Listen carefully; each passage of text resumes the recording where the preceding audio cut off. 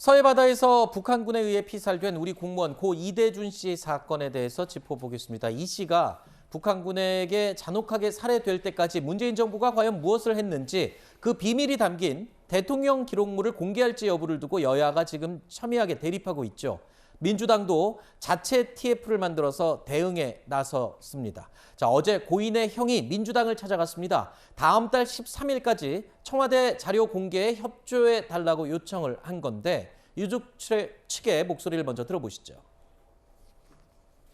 민주당 내 서해 공무원 피살 사건 TF팀이 구성됐는데 이 TF팀의 제1호 과제로서 대통령 기록물 공개에 대한 국회 의결을 추진할 것을 건의할 예정입니다. 2020년 7월 4일 월요일까지 민주당 당론으로 채택하지 않거나 2022년 7월 13일 수요일까지 국회 의결을 되지 않는 경우 문재인 전 대통령에 대한 형사 고발을 확정할 예정입니다.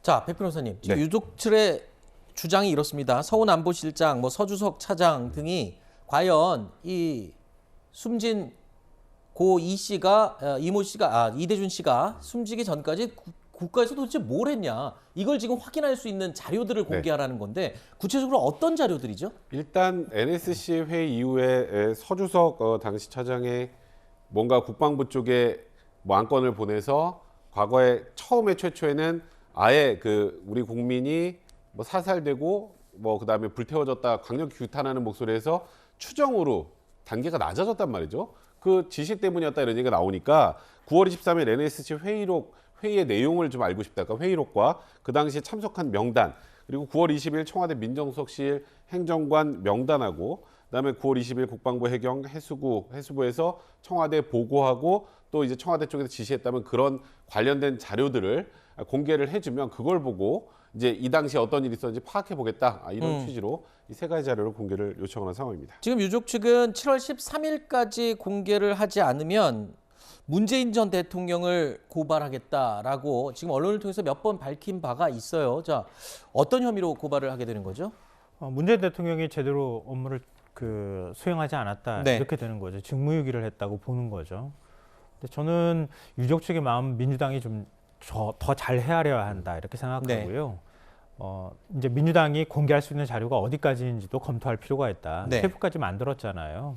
그러니까 과연 군 기밀과 그다음에 청와대 대통령 지정 기록물과 이런 것들을 다 공개할 수는 없으니까 어디까지 어떻게 공개하는 것, 그리고 어디까지 검토하는 것이 맞는지에 대해서 하나하나씩 따지는 작업들을 하는 것은 필요하다, 네. 이렇게 생각하는데요.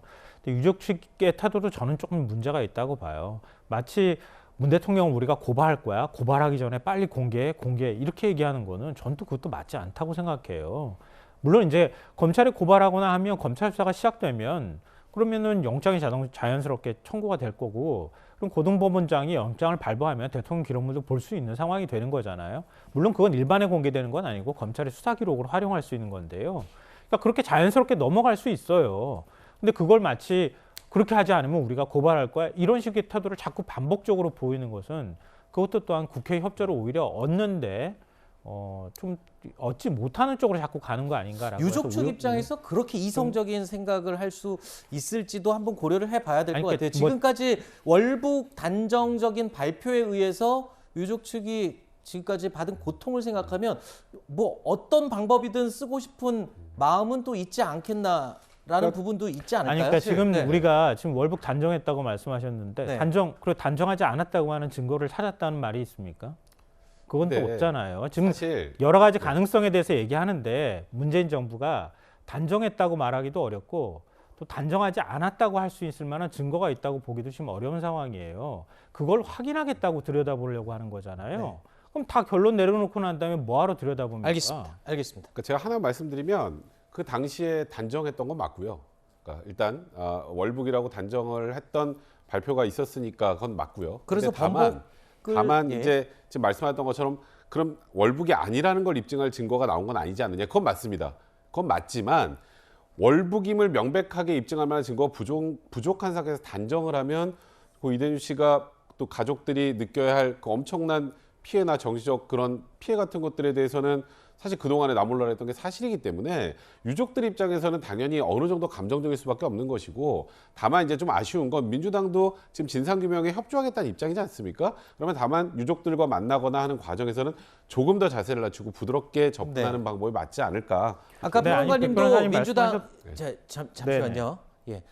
민주당도 유족들의 입장을 좀 고려를 하고 많이 반영을 했으면 좋겠다라고 평론가께서도 말씀을 해주셨는데, 어제요 유족과 야당의 면담 자리에서 우상호 비대위원장이요 유족 측과 언쟁을 벌이는 과정이 있었습니다. 어떤 내용이었는지 이때 나온 발언이 또 논란이 되고 있습니다. 공개를 해서 공개 회의를 하자고 제의를 했었습니다. 딱 그 앉자마자 이제 우상호 비대위원장이 그 유족한테 한 말이 있습니다. 언론 플레이를 한다. 언론 플레이 하지 마라. 제가 황당해서 유족이 이렇게 브리핑하는 게 언론 플레이입니까? 라고 따졌죠. 언론이 얘기하겠다 라고 말을 하니까 우상호 비대위원장이 어떻게 얘기하셨죠? 하세요. 야, 왜 언론 안 불리게 합니까? 하고 소리 지르시길래 왜 소리 지르세요? 그래서 무슨 뭐 언론 플레이 하시려고 그러세요? 내가 이렇게 한마디 말을 했죠 뭐. 그때 그 언론 플레이라는 말을 썼다고 또 막 또 화를 내시길래 가만히 묵묵히 들었습니다. 아까 평론가께서 말씀하신 민주당이 유족 측의 마음과 입장을 많이 헤아려야 한다라고 말씀하셨는데, 우상호 비대위원장의 저 말과 태도는 그 유족을 헤아리는 듯한 태도나 말은 아닌 것 같습니다만. 네, 그러니까 불필요하게 자꾸 오해를 받거나 아니면 의심을 받게 되는 거잖아요. 네. 그러니까 그런 태도들은 전 적절하지 않다고 생각해요. 그러니까 유족 측 마음을 전 이해하지 뭐 말라는 얘기는 아니에요. 아까 제가 말씀드렸던 것처럼 유족이 그동안에 억울한 마음을 갖고 있었다고 하면 그걸 풀어야 될 책임도 정치권에 있다고 생각하고요. 진상을 좀 제대로 알고 싶다라고 하면 과연 진상을 규명하는 데 있어서 민주당 입장에서는 문재인 정부 때 했던 걸 다 아니라고 말할 수는 없는 거잖아요. 네. 그러면 설사 그렇게 했으리라고 믿고 싶지는 않지만, 그렇다 하더라도 유족 측이 진짜 진상을 규명하고 좀 더 확인하고 싶어하는 마음이 있다고 하면 자료를 어디까지 공개하는 것이 적절한 것인지에 대해서 여당하고 같이 협의해 보겠다던가 어디까지 공개하는 게 좋을지에 대해서 네. 국회 차원에서 검토를 하겠다든가 이렇게 해야죠. 그러니까 그 부분에 대해서 제가 제 뭐 이론을 갖고 있거나 그런 건 아니라는 거예요. 네. 다만 아까 제가 말씀드렸던 것처럼 유족 측에서 그렇게 얘기는 할 수 있다 하더라도 이렇게 안 하면 우리 이렇게 할 거야 이렇게 하는 태도도 네. 좀 자제될 필요가 있다라고 제가 말씀을 드리는 겁니다. 네, 알겠습니다.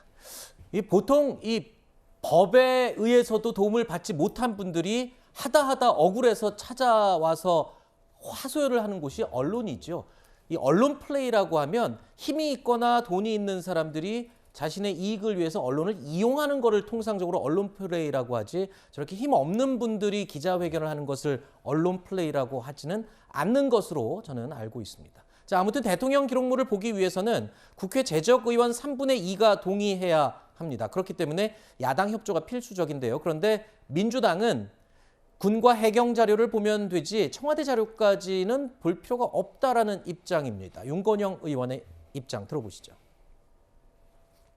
윤석열 정부가 가지고 있는 군과 해경의 자료를 공개하면 그 즉시 진실을 밝힐 수 있습니다. 굳이 대통령 기록물 볼 필요가 없습니다. 원천 소스를 가지고 있는 게 군과 해경이지 않습니까? 네.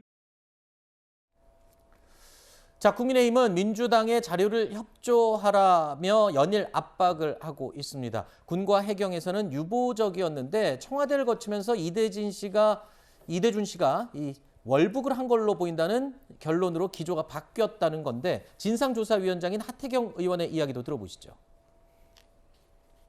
해수부 공무원 피격 사건의 진실을 밝히는데 가장 중요한 것이 당시 청와대 회의 자료입니다. 국방부도 해경도 확신하지 못한 월북 판단은 청와대를 거치자마자 불변하는 사실로 둔갑했습니다. 정부기관은 청와대의 으름장에 납작 엎드려 사건과 아무 관계없는 희생자의 사생활과 정신 상태를 왜곡해 월북으로 몰아갔습니다. 하태경 의원은 그러면서 서훈 전 안보실장이 관광비자로 급히 나간 것이다. 그래서 도피성이 아니냐라는 의혹을 제기하기도 했습니다. 서훈 전 실장은 회피할 의도가 없다며 곧바로 반박했습니다. 서운전 안보실장 이 사실 규명을 위해서 필요하다면 귀국도 할 수 있다라는 입장을 밝혔는데요. 자, 이에 유족은 최대한 빨리 들어와서 협조하면 좋겠다며 귀국을 촉구했습니다. 본인 스스로가 입장을 밝혔기 때문에 아마 조속히 들어와서 국내에서 조사를 받겠죠. 안 되면 검찰에 좀 즉각 요청을 할 겁니다. 처음에 미국에 가 있다는 그 내용을 전달받고 바로 전화를 드려가지고 신변 확인 요청을 한번 한 적이 있습니다. 그래서 가장 중요한 인물이기 때문에 최대한 빨리 들어와서 협조했으면 좋겠습니다. 아마 검찰에서 따로 연락할 것입니다. 뭐 알아서 하겠죠.